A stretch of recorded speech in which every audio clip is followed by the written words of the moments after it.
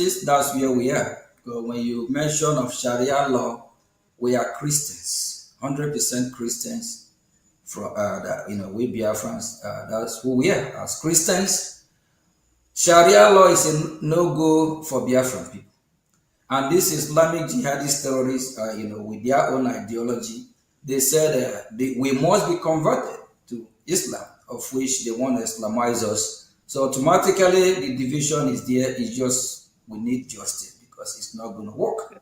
And justice have to play its own role, its own part here, since we are not going to accept that Sharia law. And it's part of the reason why all feeling the middle belt and even a minority in the north, and they are actually pushing it towards the Biafran territory to try to, see how they can penetrate with this so-called Sharia law and whatever they call it.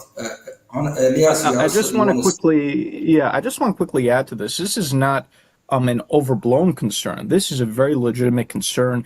Senator Ted Cruz, for example, has introduced legislation addressing this issue of the spread of Sharia law in Nigeria. It's throughout the north, but what people are less aware of is that the radical Islamic politicians in Nigeria are trying to bring it into the Middle Belt and even into the South. So, for example, in some parts of the Southwest, what we call the Yoruba traditional territory, they're now discussing in some states the introduction of Sharia law, which is very, it's not native at all because, Ambassador, as you know, the Yorubas, they're a mixture of Christian and Muslim. They tend to be very moderate. Sharia law is really not indigenous to those people at all. And even with the Biafrans, Sharia law has not yet been introduced, but now the Nigerian government, for example, we've noticed propaganda recently talking about this concept of Igbo Muslims, which is very strange. And we see this as the beginning of what they're already trying to do in the Southwest, of trying to now push Sharia law into the Southwest. So they're slowly bringing Sharia from the north into the Middle Belt and even in the South now, or parts of the South. And if they continue to do that, I do think there's going to be significant unrest in Nigeria, not just in Biafra, but throughout other parts of Nigeria, if they try to impose Sharia on Christian or moderate Muslim populations. Yeah. And I think this is something the U.S. government has to be engaged on. Yeah, because people should remember that the reason South Sudan split off from Sudan was the whole issue of Sharia law, because the South Sudanese were Christians or animists. Like me, they like drinking their beer. And when the extremists tried to implement Sharia law, that really added to the desire for separation and freedom. Yeah, thank you very much, Ambassador. Before I find a question, let me add something there. Let me add something, please. Ambassador, do you think with the Nigerian Constitution of 1999 having the Sharia law, since then down to this time, with the numbers of massacre of babies, women, and children that have gone so up to this very point, which also necessitated Senator Ted Cruz Accountability Act legislation invoked, we've seen like 5,191 in 2021. We've seen like 5,061 in 2022. We've seen 8,222 in 2023. We've seen 6,500 in 2024. 2025 has 7,500 Christians massacred. Looking at the future or in the next 2-3 years, do you think Christians have a hope or they will still be alive in Nigeria with the Sharia law? Absolutely. No, Christians absolutely have a hope because they have to stand up and against this kind of what I call religious intolerance. If you remember when Sharia law was introduced in the northern states, the deal was that it would not apply to Christians. So when Ramadan came along, Christians were supposed to be able to continue their meals. Christians were supposed to be able to continue buying traditional beer and things like that, but that's not how it turned out. Now, when there's Ramadan in the Sharia states, everybody has to participate, whether they're Christian or Muslim, because they have their religious police. So, that, like I said, They tried it in Sudan and the South Sudan. Thank you very much, Ambassador. I think you just answered that question that Christians have to stand up and have their own Christian country. Yep. Christians in the Middle Belt need to stand up if they want to live, and they will be well better off having their own territory and worship their God. Then those that want to worship Sharia, they can go and have their Sharia. Thank you very much, Ambassador. Finally, what message would you like to send to the Biafran people and supporters around the world regarding international advocacy and the path forward? My message is that the people of Biafra have the same rights to justice and equality and dignity as anybody else, and it's for them to decide how they want it and to struggle for it. Thank you very much. Thank you, Ambassador. Thank you for being part of this program today. And I know that Biafrans and the lovers of freedom around the world will be very happy to see you on VOB, Voice of Biafra. And Minister of Information, what do you have to say to our wonderful ambassador here, being in our show? I want to say a very big thank you to our wonderful ambassador, who has been the friend of the Biafran people, the friend of the Christians, and the friend of everyone that do not carry machete to cut off heads of babies, women, and children in their communities. And that brings me to the conclusive question to our ambassador as he showers us the grace. Nigeria pays terrorists and reintegrate them into their military formations. Some people may be asking, if Nigeria wants to emulate America, where are they copying this kind of habit from?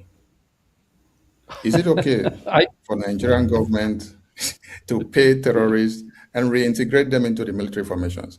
When I went through some documentaries the last time, they said they are trying to use the terrorists by reintegrating them into their military formations to go after another terrorist. And these are the same terrorists that ruined their plan before they go out to attack the other terrorists. What do you have to say about this? Because I would have loved to hear if America is reintegrating the ISIS or the Al-Qaeda into the U.S. Department of War. Thank you, sir. So do you turn the hyena into a guinea fowl by bringing the hyena into the guinea fowl house? I don't think so. Ambassador, what is that not the same playbook of Afghanistan by Taliban, right? Yeah, no. Anyway, listen, thanks so much for having me, and God bless you, and God bless your struggle. Thank you very much. Thank you. Thank you. Thank you. Bye-bye. Thank you very much for having you. Thank you. Thank you. Okay, Biafrans, we just, is this not wonderful? Having somebody like Ambassador Tibunage, is that not wonderful? And on the 4th of May, 9 a.m. Eastern Time, 2 p.m. Biafran time, we'll be having a Rubin on our show. So please tune in as well. And, Rubin is someone who we're really familiar with. And, he advocates for freedom of religion. He also advocates for freedom for oppressed one. So it's somebody that you will want to hear from him. Before we conclude, Honorable Minister of Information, I think you can take it from here. We have few, still have very few time. Then Elias, I think Elias, you go first before Minister of Information.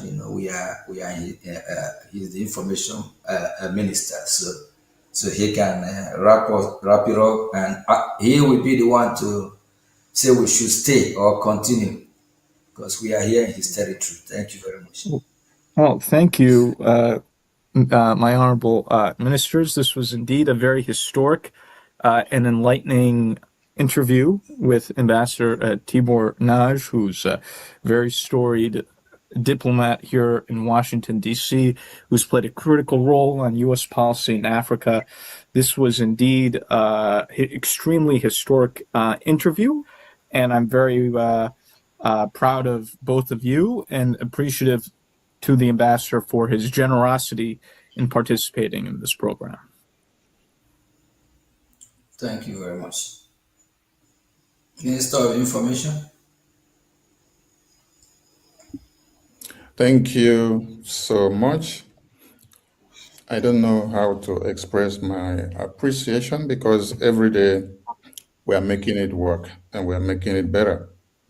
I want to appreciate Honorable Elias for your good work for Biafra, and also our Honorable PM for doing what God has ordained you to do, because the tempo is getting high.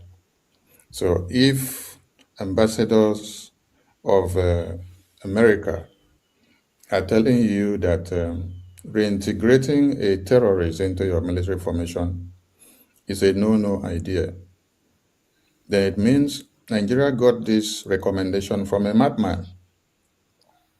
Because it's only when you have some kind of recommendation from a madman that you will be tilting your head downward, and that will land you in the lagoon.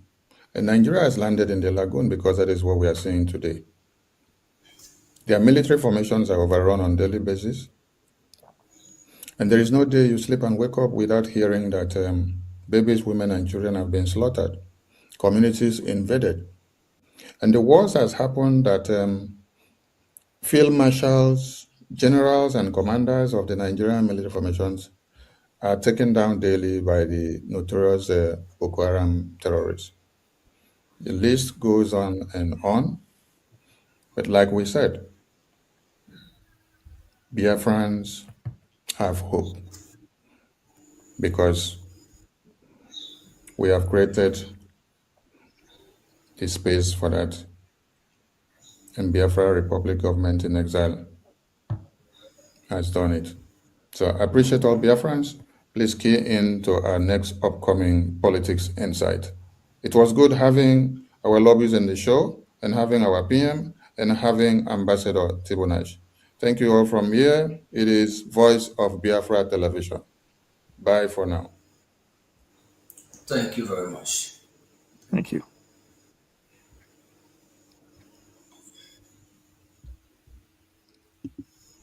Oh, no,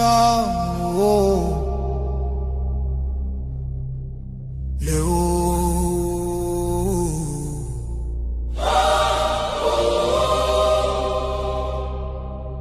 From every village, every city, from homeland to diaspora, hope is rising again.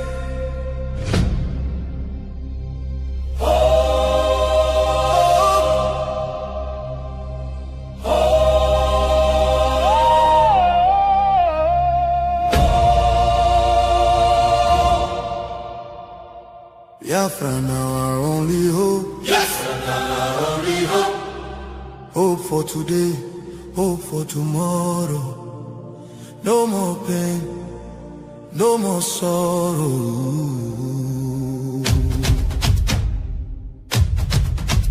Ha! We bring better news, make you head on clear.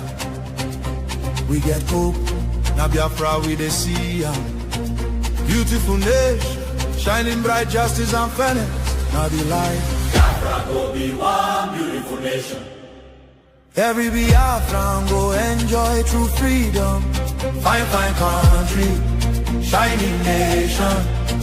Justice and fairness. Shine nation, Justice and fairness. shine nation, constitution. Everybody equal, one love for rich and poor. Leader of citizen, no different, justice go speak with confidence. No oppression, no discrimination, rule of law for the nation. Truth and justice go reign forever. Biafra go get strong and better. Where your hope? Biafra. Who be your hope? Biafra. Waiting be your country. Biafra. No more suffering and smiling, no more fear, no more hiding. Respect and dignity for all. Every citizen standing tall. Free education, rich university, healthcare for every community. No more dying, because no money. Life go better for everybody.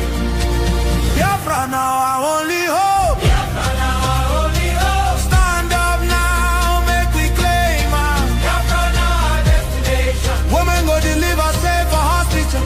Citizen go get support every month. Better roads go connect every city. Modern railways and airport. Clean water go flow for houses. Electric light go shine every night. Security go protect every family. Day and night, everything go right. You fit waka free for midnight. Go your road without fear. Kidnapping and violence disappear.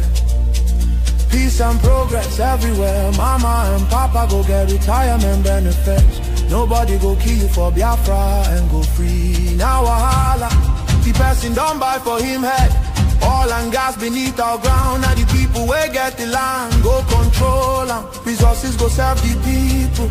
Prosperity go spread for all. Anything we do for our land. Now our citizens go manage them. Development go reach every corner. Nobody go suffer again. No vote buying, no rigging game. Election fair and play.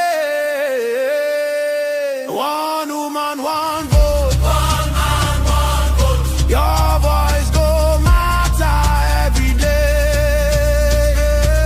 Biafra now our only hope. Biafra now our only hope. Hope for today, hope for tomorrow. No more pain, no more sorrow.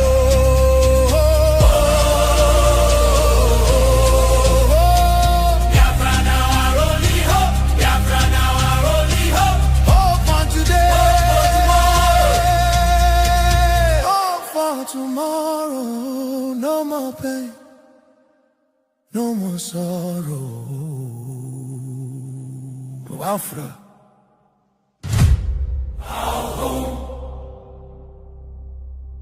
Our country, our future. Biafra now our only hope. No.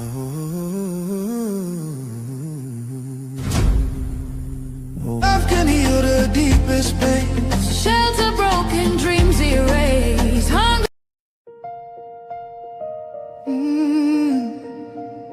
Can you hear the cry from the broken land, from the wounded hearts? Nigeria, they bleed, people they cry, tears for the ground. Nobody asks why. Over 7,000 souls don't fall. Every single day, we still there call.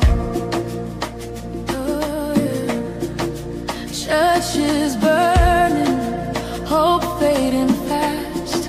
Since 2009, the pain don't last. 50,000, maybe more. Heaven they count every single soul. Children without home tonight. Mothers praying through the night. Fathers lost no strength to fight. Who go stand for what is right?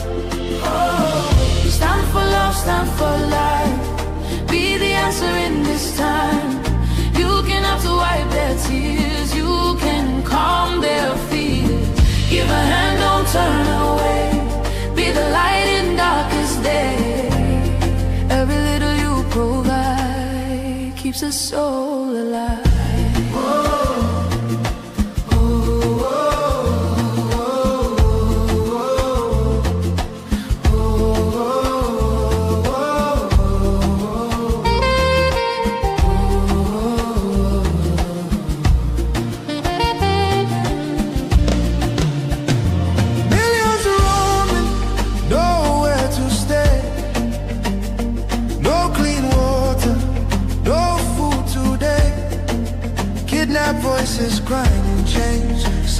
night echoes filled with pain. 19,000 churches gone, but faith still rising, Holding on. in the ashes. Hope remains, love can heal the deepest pain. Shelter broken, dreams erased. Hungry hearts we can embrace. Let compassion take its place. Now's the time to show His grace. Stand for love, stand for life. Be the answer in this time. You can help to wipe their tears. You can calm their fears. Give a hand, don't turn away. Be the light in darkest day. Every little you provide keeps a soul alive. Food, water, shelter, hope. You can be the miracle they pray for. You can change a life today. No matter how small it seems, your love can rebuild their dreams. Together we can make a way. Keeps us all alive.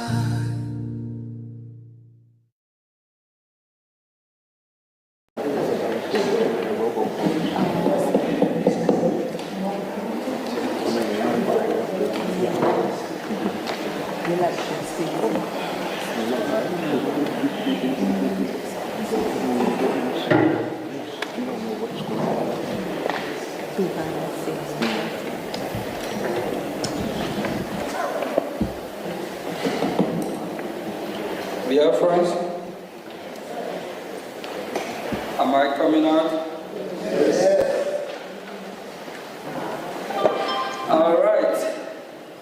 All right. The hour is here, and we all know the reason why we are here today. We are here for our freedom because it's our right. And today is our first Congressional briefing. And we have our special guest here.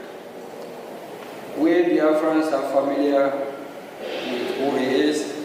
He's someone who advocates for freedom, human rights, and also religious rights.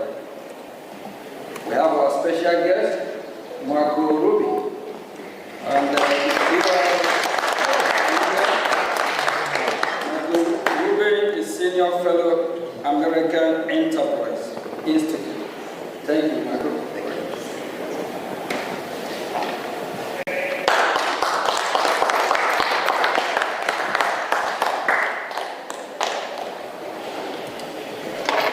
Thank you very much, Mr. Acting Prime Minister.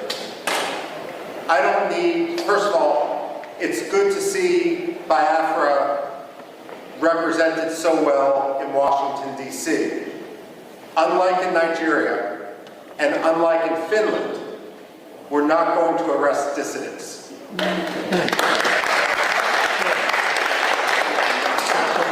I'm a historian by training, and especially with this audience, we don't need to tell you that Biafra may have redeclared its independence, but it is a long history.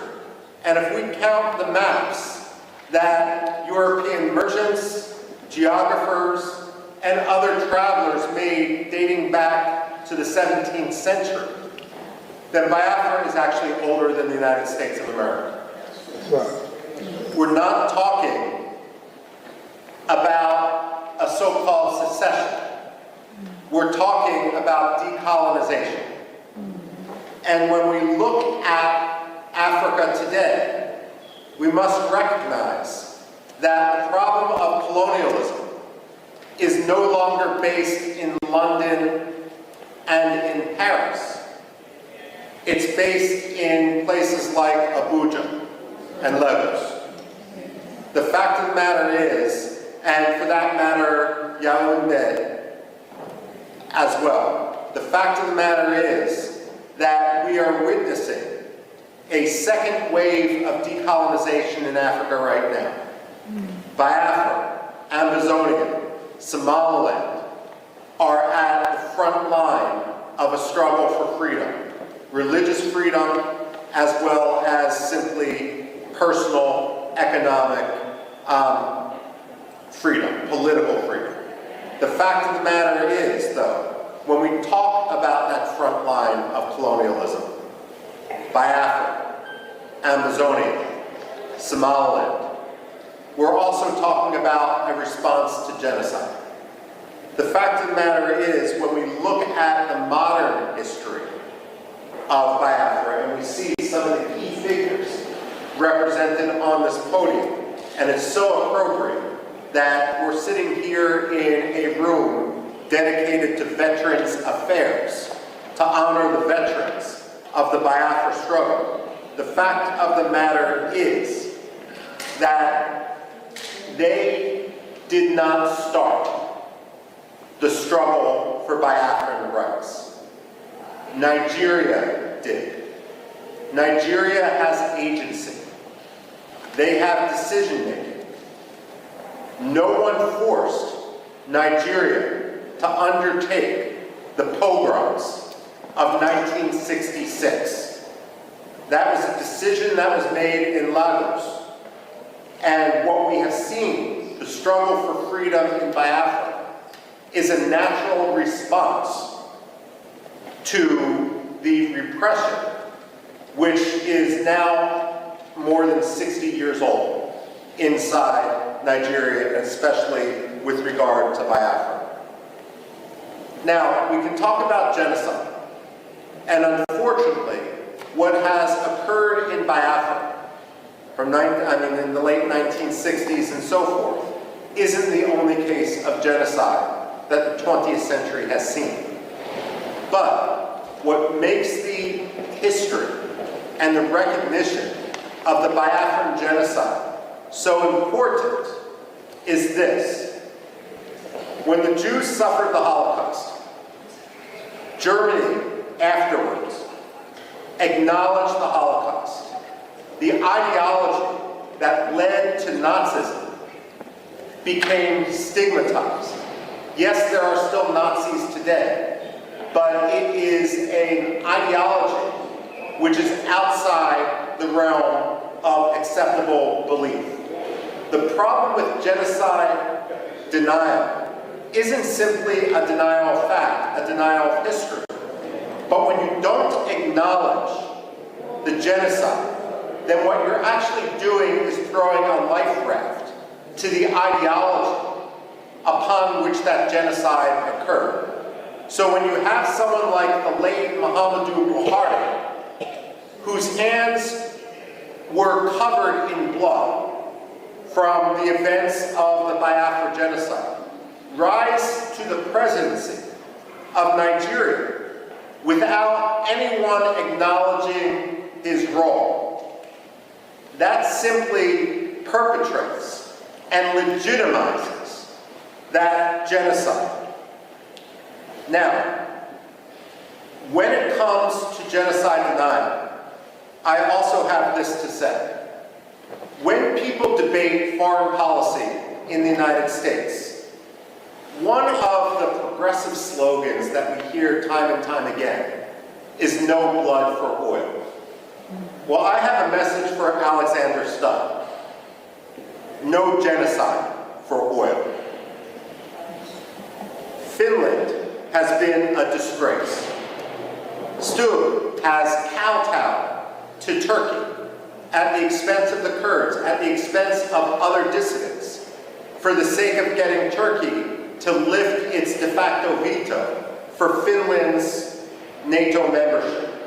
Now he's kowtowing to the Nigerian government by arresting Simon Ekpa for the sole reason of advocating against genocide and of providing, frankly, at this point, the only reasonable way forward given the actions of the Nigerian state. Now, we can't engage in wishful thinking And unfortunately, that has been the problem in the United States. I would argue that Europe is more engaged in a cynicism, where they simply want Nigeria's oil. And let's be frank, it's not Nigeria's oil. No. It's Biafra's oil. The Delta region and so forth. The fact of the matter is they feel it's easier to have a relationship with the dictator, and they're going to look the other way. Never let the Europeans pretend that they stand as a representative of human rights when they act in such a cynical, racist, and way that is so contrary to life, liberty, justice, freedom, political rights. The fact of the matter is the Europeans need to be called out each and every day for that. Finland, especially. Now, I would go so far as saying Finland doesn't deserve the plaudits that so many people, Amnesty International, Human Rights Watch, tend to ascribe to Scandinavian powers. I would today argue that through its actions behind the scenes, by laundering the Nigerian government, by allowing, by cynically using this mantle which it had developed over decades as a protector of human rights, that Finland has become one of the most cynical promoters of human rights abuses, on par with Russia, with China, and with others. The only difference is Russia and China are much more open about what they're doing. Finland thinks they can have it both ways. Now, when it comes to the United States, however, the United States isn't blameless. We have two problems here. The first is the problem of the American perception of history. Whether you're Republican, whether you're Democrat, I don't care. And the fact of the matter is Biafra, like Cyprus, like India, should be a bipartisan cause. There's nothing partisan about freedom and liberty. And I say that as someone who personally is a Republican, but I was a Congressional Black Caucus Foundation fellow working for the late Congressman Bill Brgie, who was a Democrat. So I say this not just as wishful thinking, but someone who truly believes in the importance of principle and its triumph over cynical partisanship. But let's face it, both the Republicans and the Democrats have a problem, and American society in general, and that's our general ignorance of history. In our own political culture, whether it's a Republican coming in after years of Democratic power or a Democrat coming in after years of Republican power, there's a tendency to believe that history is only 4 or 8 years long, and that every president who enters the Oval Office or Secretary of State who enters that 7th floor of their office of the Dwight D. Eisenhower building in Foggy Bottom, that they can somehow have a tabula rasa, that the past doesn't matter. Well, let me set the record straight. The past does matter. The past can't be forgotten. And we wouldn't be here today if it weren't for repeated efforts to work within the system, only to be crushed by Nigerian corruption, Nigerian dictatorship, and Nigerian cynicism. And if I may, Nigerian religious animosity on the parts of some sectarian communities. Now, one problem, of course, is then that U.S. historical ignorance, and this is where it's so important for the Biafrans to really rally, to meet with Democrats, to meet with Republicans, not to meet and spend all those times meeting with those who agree with you, but actually concentrating their efforts on those who disagree. The fact of the matter is, Americans need an education in history, and they need an education in history quickly, because the price of American ignorance is going to be tragedy and more killings in Biafra. Now, that's one problem. The other problem is a tendency of the United States to engage in wishful thinking. There are 2 types of ambassadors that the State Department sends abroad. And I'm not talking about professional ambassadors, civil service, foreign service versus political appointees. There's some good political appointees, there's some bad political appointees, and the same thing is true with the professional foreign service. But among ambassadors, however they get their job, there's two general styles. One style, and we've seen this too often in Nigeria, and I can name other places where we've seen this, the Democratic Republic of Congo, Somalia as well, takes an ambassador, and that ambassador believes that the best way to represent American interests is to ingratiate themselves to a dictator, to have zero tension with that dictator, and that oftentimes means amplifying that dictator's propaganda, his rhetoric, to his face. Well, the State Department should realize and should recognize that dictators have no shortage of sycophants. It shouldn't be the job of American ambassadors to join the sycophants. George Shultz, the Reagan-era Secretary of State, was famous when a new ambassador was appointed.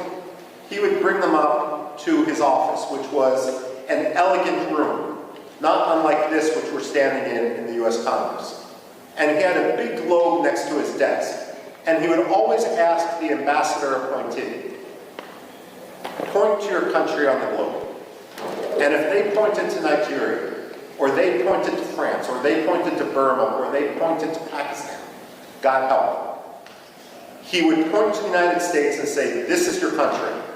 You never forget it. When we send ambassadors abroad, their job should be to speak truth to power. It shouldn't be to kowtow to a dictator.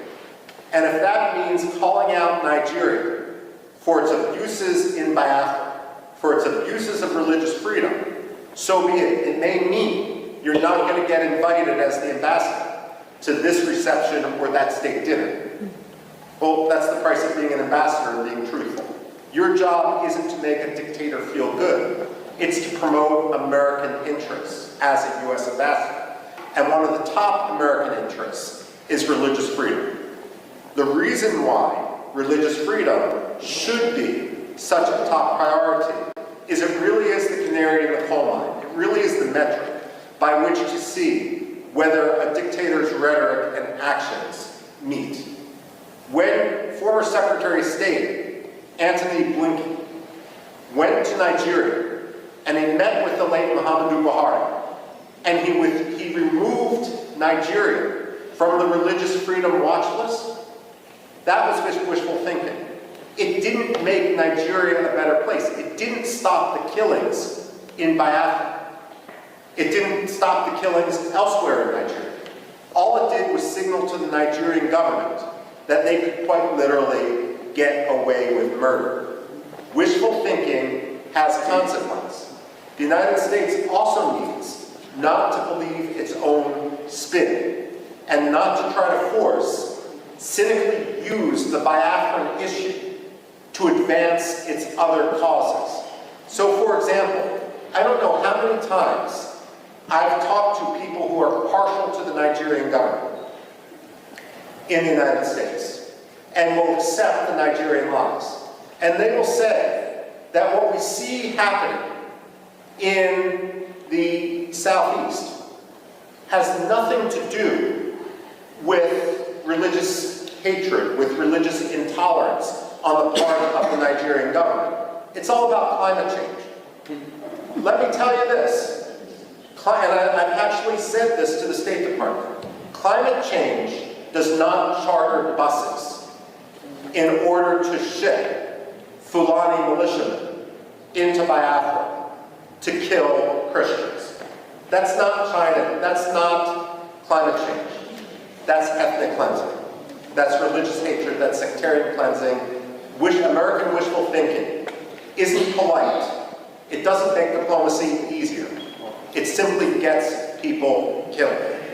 And this is also why it's so important for the Biafran people to rise up and not only work to establish their freedom in Biafra, to reestablish their country. It's also important for them to educate Americans. Now, as many of you know, my background and what I did when I worked at the Pentagon actually focused much more on Middle East history. That's what my PhD is in, and so forth. And having worked for more than 2 decades on issues that have some parallels, let me say this, and this may be controversial to say: Nigeria can't always be the enemy. And the reason I say this is, while Biafra must be free, there can be no compromise on it. At the same time, an independent Biafra is only going to thrive when Nigeria, its neighbor, is at peace with itself and with its neighbors. The fact of the matter is, the Biafrans are an engine of democracy. They were always historically the intellectual capital, the economic capital of Nigeria when they were under Nigerian occupation. But at the same time, they have a role not only to win freedom for Biafrans, but that freedom is only going to be confirmed when Nigerians also win their freedom, when corruption no longer governs Nigeria, and when the Nigerian military and Nigerian politicians don't cynically use religion in order to advance their own Swiss bank accounts. This is important, and this is a conversation, for example.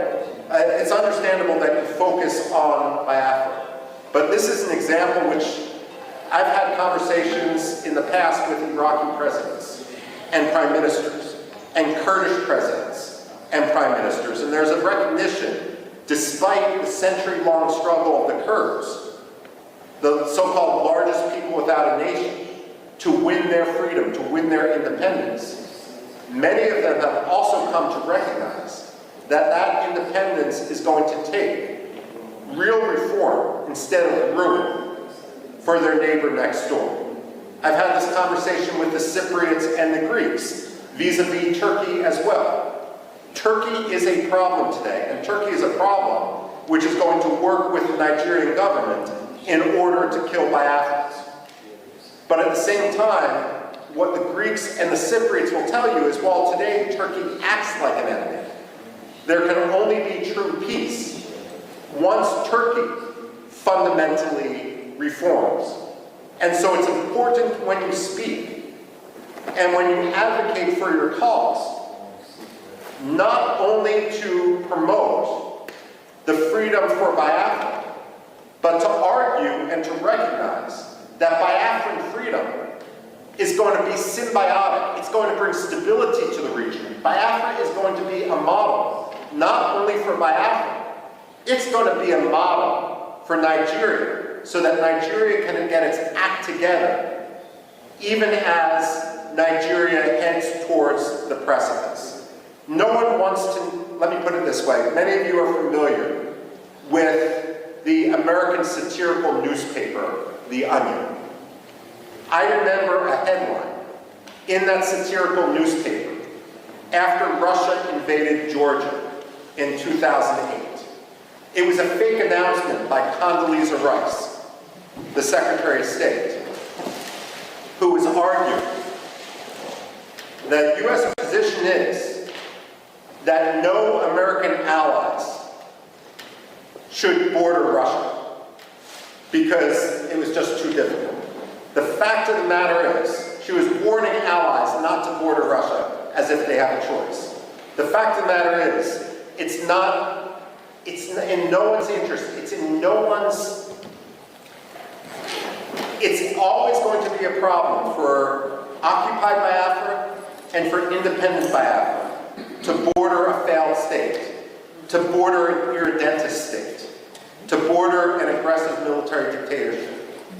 Independent Biafra is going to need to recognize that as Nigeria fails, and let's face it, today it's a failing state. It's a building, it's a 10-story building that's ridden with termites.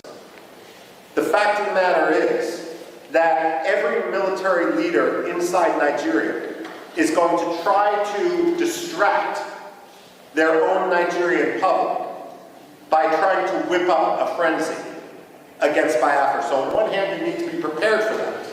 And you recognize this because this is your history. But on the other hand, if there can be fundamental reform in Nigeria, then ultimately you will thrive and be the most prosperous country in Africa. Now, the other point I need to make, and this is not for the people here, but some of the people abroad, is that when you talk to Americans, especially non-Biafran Americans like myself, like congressmen and so forth,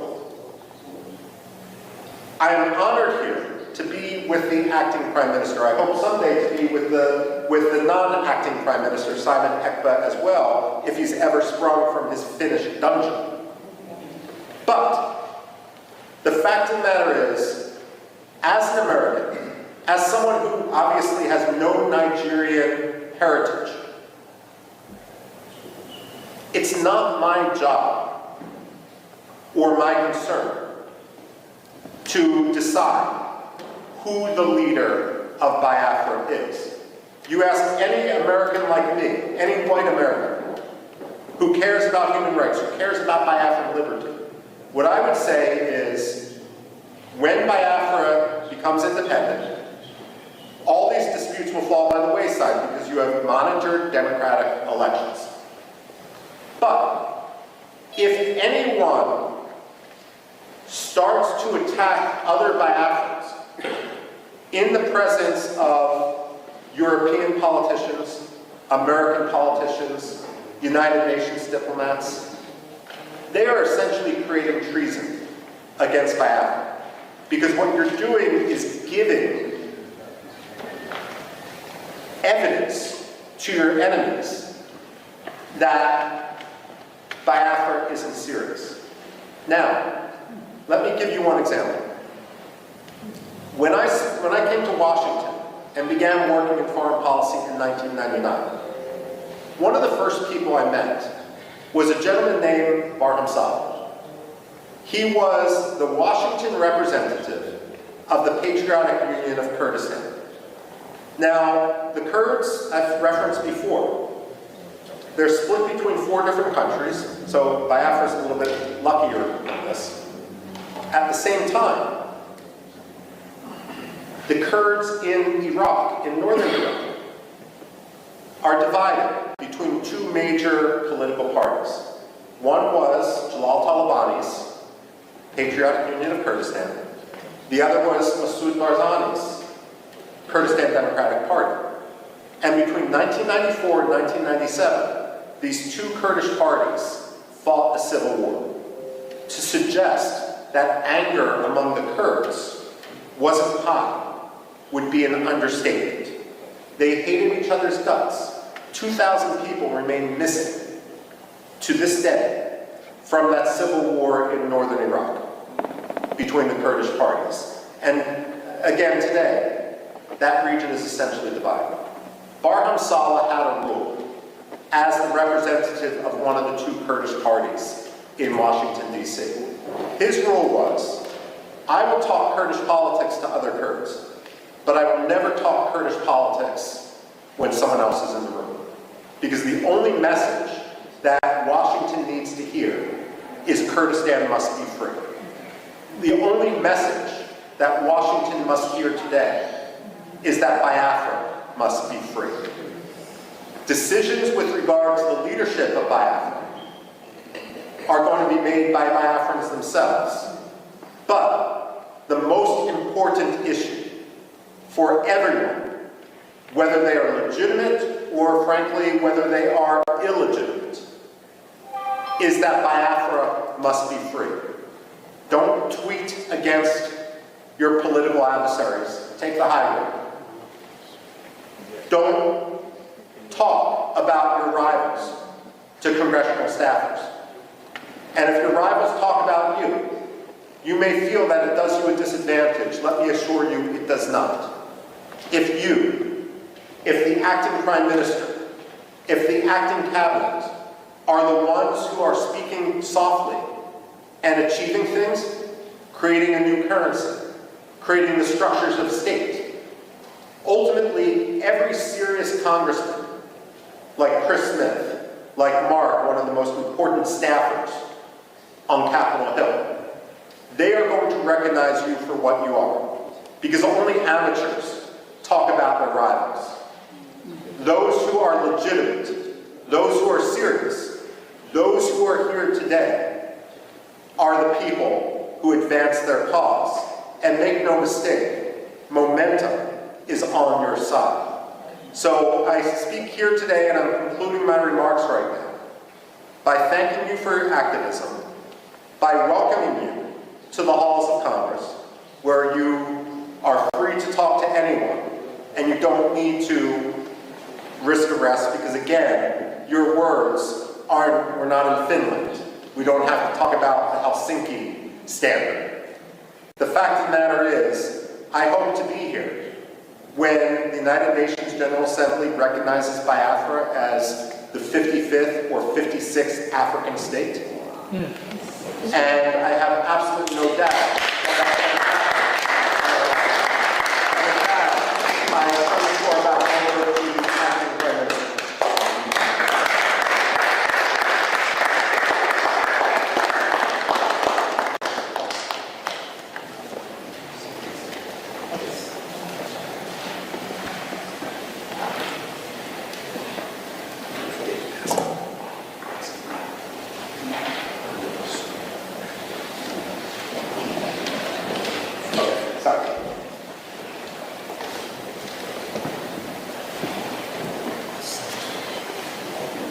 Please, can we give a hand of applause?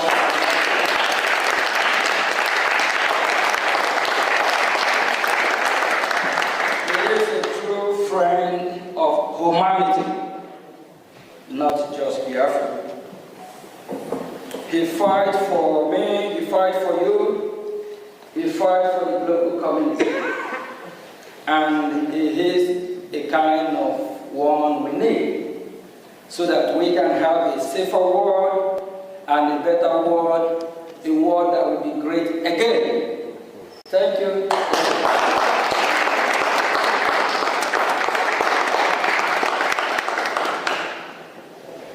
My name is Nkere,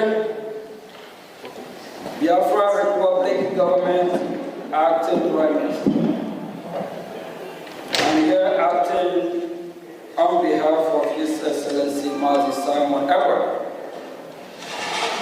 As we are fighting for our freedom, we are making history and we tell our story to the world. And this is the first Biafra Congressional briefing.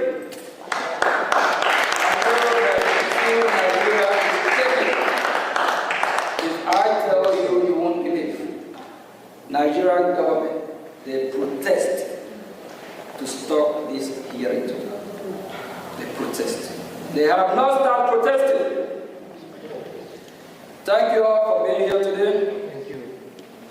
It is an honor to speak today during this historical congressional briefing on Biafra, the first in modern times. I want to thank Michael Rubin, which we are just giving hand of applause now before, of the American Enterprise Institute for his unwavering support and friendship to the Biafran people. Today, I will provide a broad overview of Biafra issue for all those watching. Nigeria is oil-rich country. When we say Nigeria, it's Biafran oil. Marco just, on his speech, he made it clear. It's Biafran oil. And a continent power in Africa. It is a multi-ethnic, multi-language, and multi-religious country with a population of about over 200 million people. There are three major ethnic groups: the Igbo, the Yoruba, and the Hausa Fulani, and 250 other smaller ethnic groups. The Hausa Fulani are predominantly Muslim and live in the northern Sahara of part of Nigeria. The Yoruba who live in the southwest are split almost even between Muslim and Christian.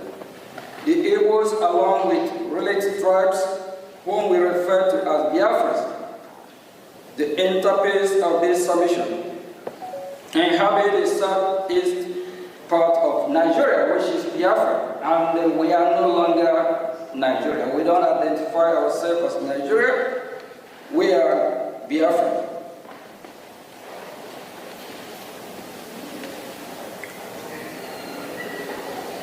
Part of Nigeria, which is combined population of over the Biafrans population and over 70 million.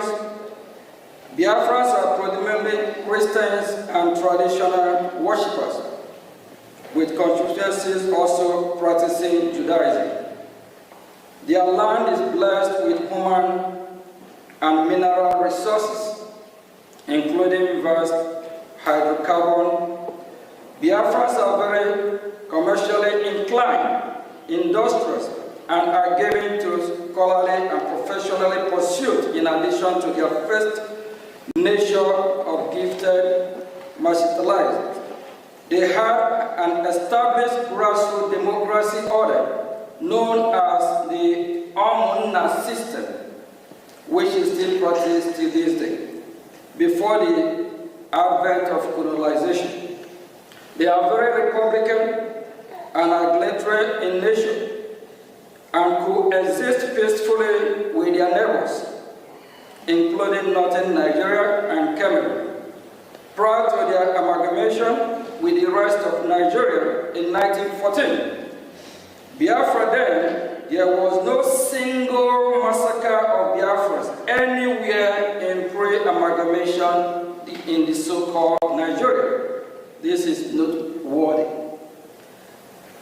The first start of this program that was levied on Biafrans, particularly the Igbos, among them happened in 1948 in northern Nigeria, where Biafrans were, without any justification, massacred just for being Biafran or merely looking like one, pivoting on false narrative of the so-called Igbo coup, an Igbo plot to dominate Nigeria.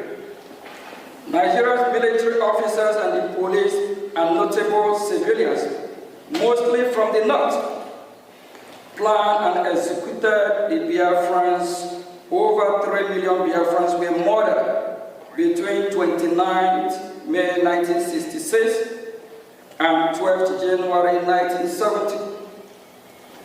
And had the Biafrans not resisted by unilaterally declaring its independence, the massacre would have been incalculable and more horrendous.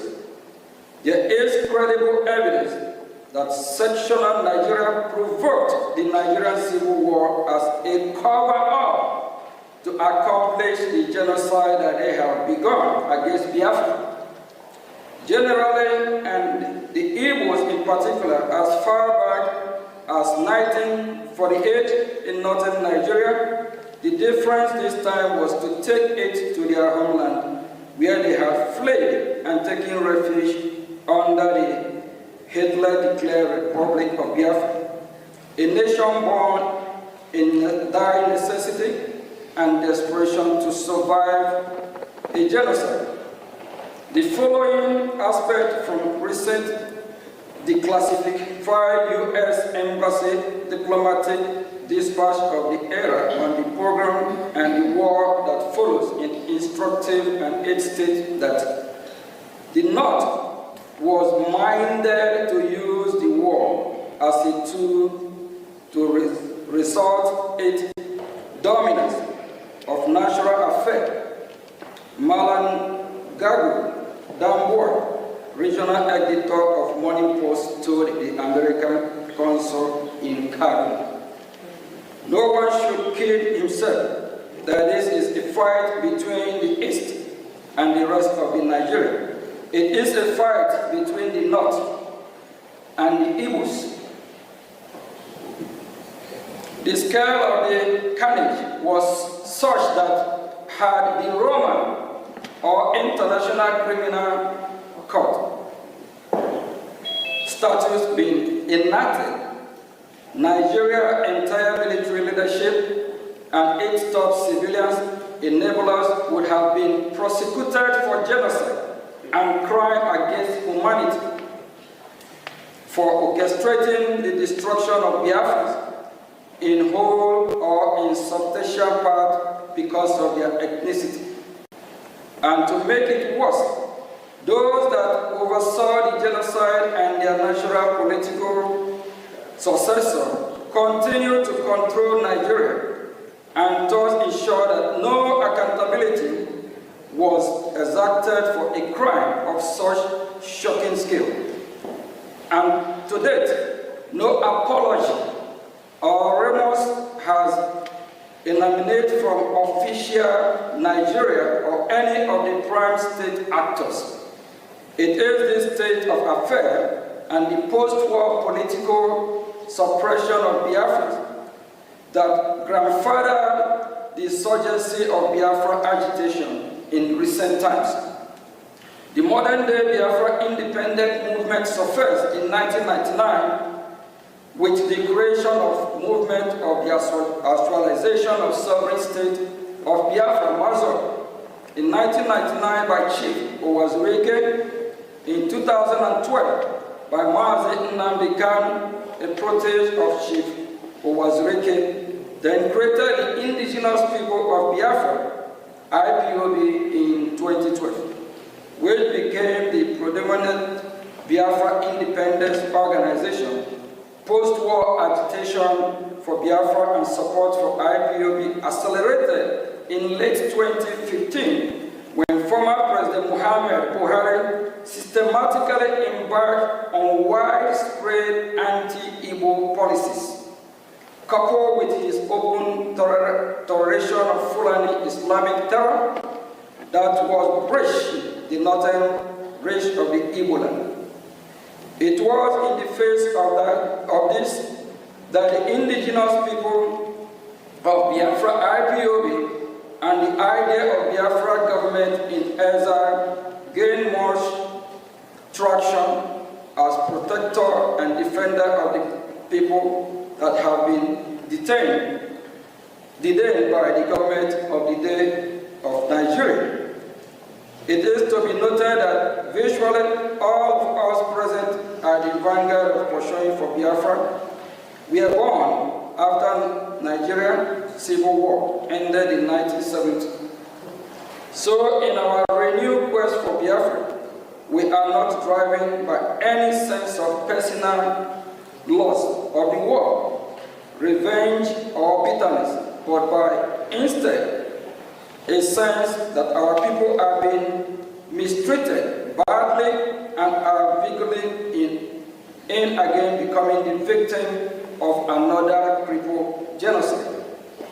Vast majority of the Biafrans share the same view, even so, quietly because of fear of retribution by the Nigerian government or other non-state actor in alliance with the government.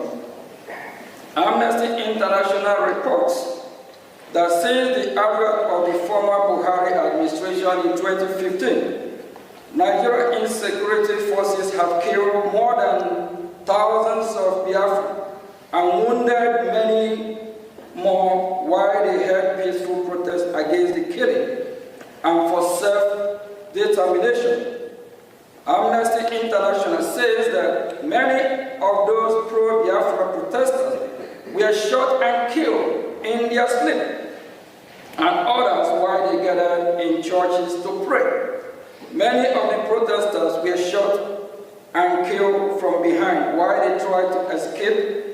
Contemporaries country report released by the United States Department confirmed such of this, particularly the Nigerian government declaration of IPOB as a terrorist organization in October 2017, which gave a dubious legal cover to Nigeria's security forces to resort extrajudicial killing of Biafra perceived by self-determination agitator or members of IPU.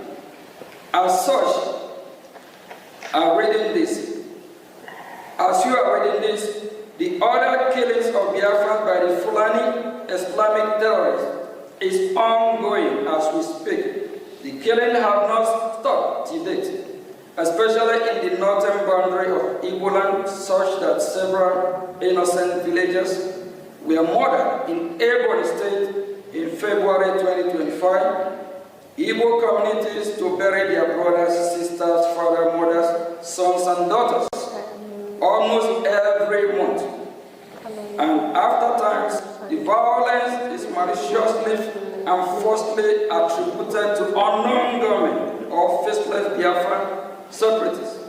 In the face of all this, and in the perception that rogue elements of the security forces are complicit, the Biafran government in exile emerged as beacon of hope for Biafrans that have become distrustful of the government.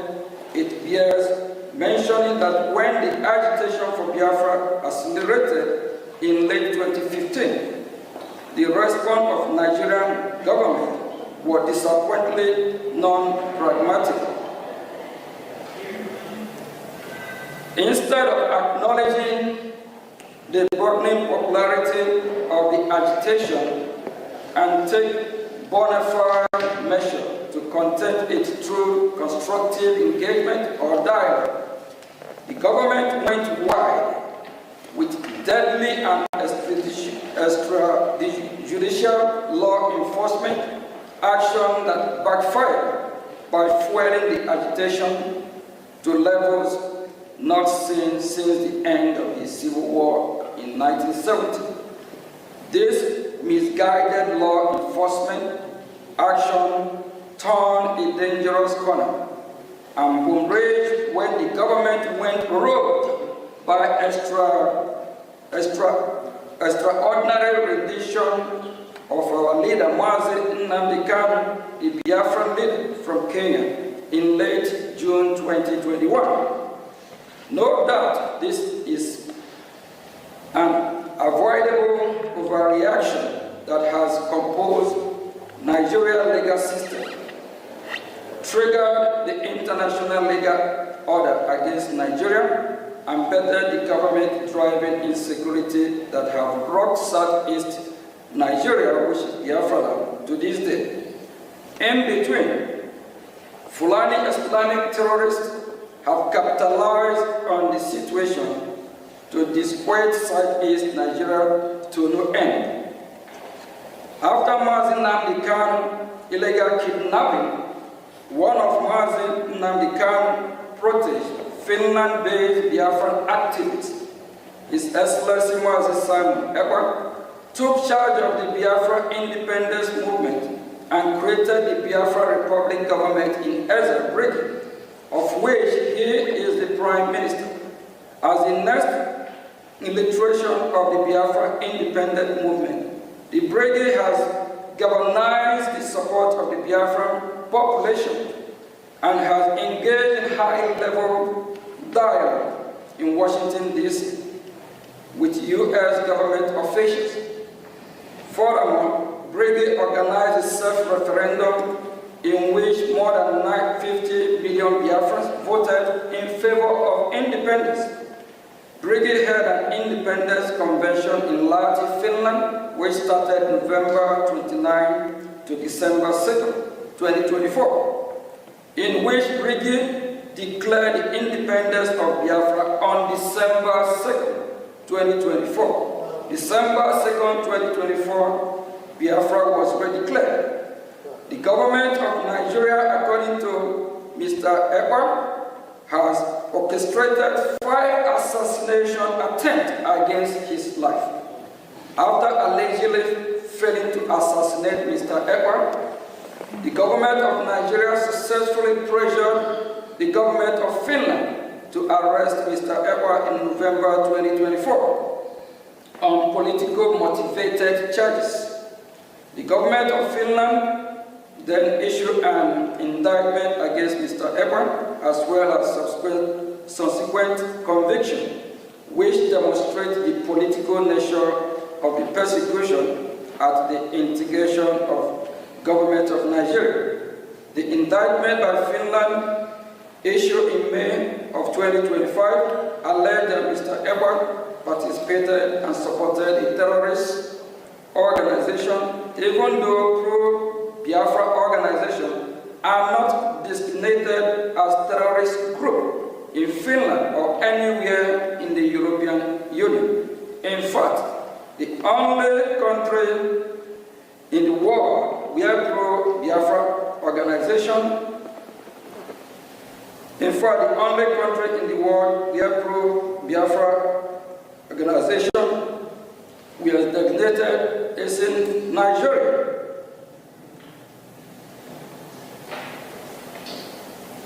For the government of Finland to accept that the Finnish citizen holding political position regarding internal policy matters within Nigeria is somehow a criminal offense in Finland is a nonsensical and absurd, and demonstrate that Finland is engaging in a political motivated prosecution.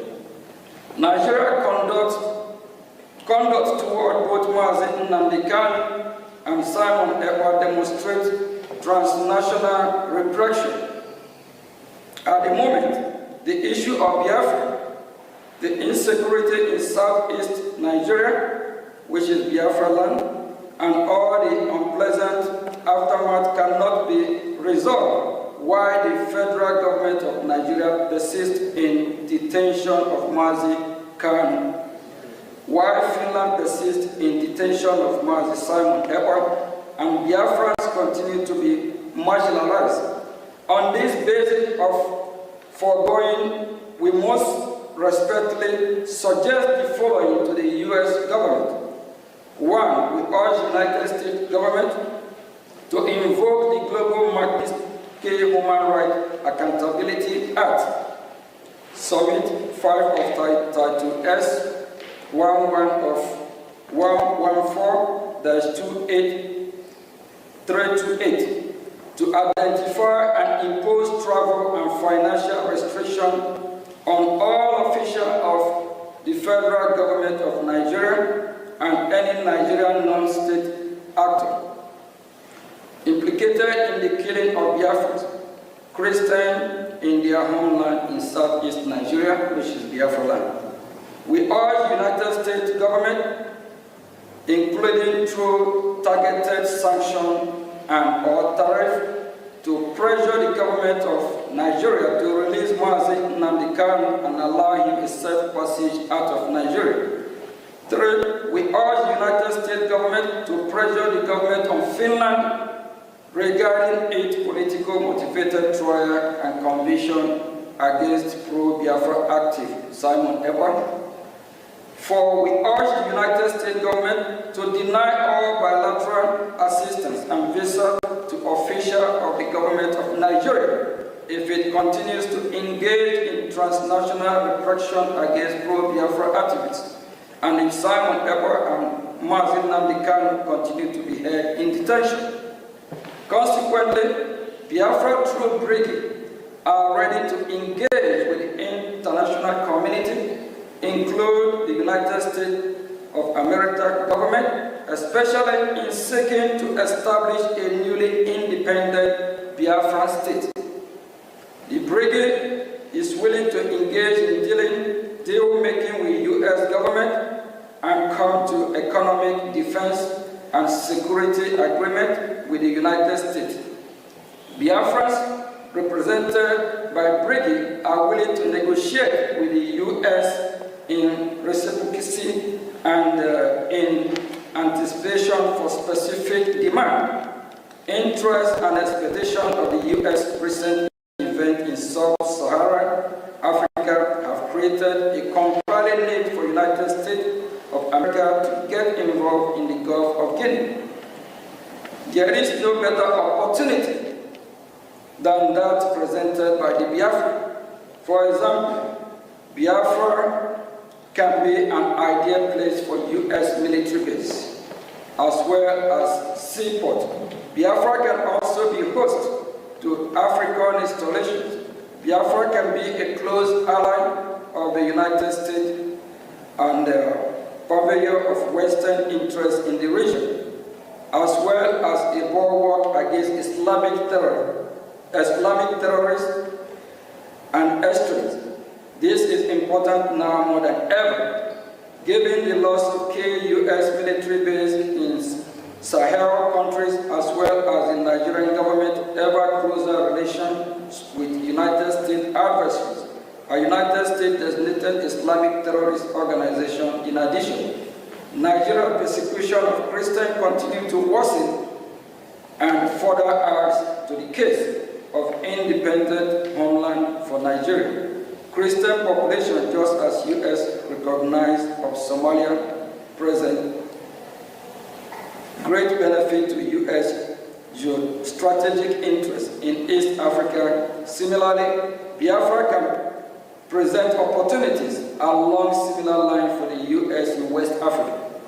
We hope today's historical briefing will provide a precedent for further diplomatic engagement.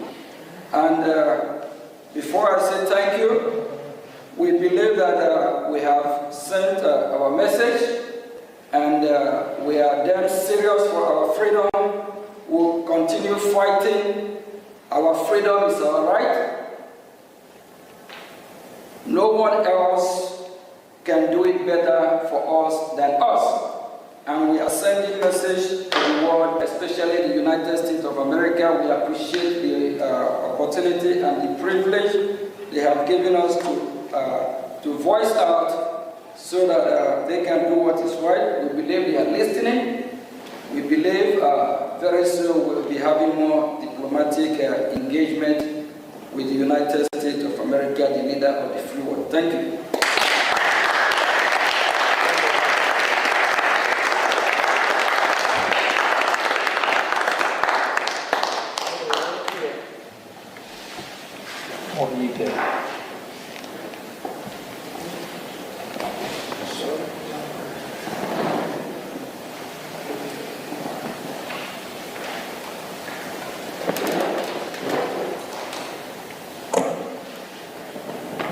We're going to be having some question and answer, and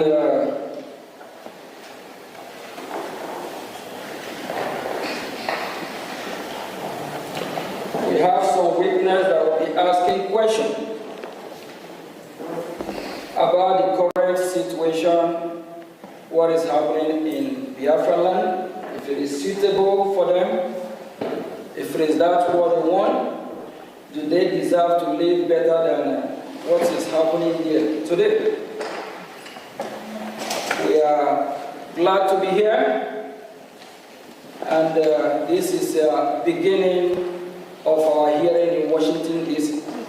We believe that U.S. government, they are watching, they are listening, they are following, even if the members of the Congress, the ones that are not here, they are watching, so they know what we are doing and what is going on. I will call on Mazia Bobi. Yeah.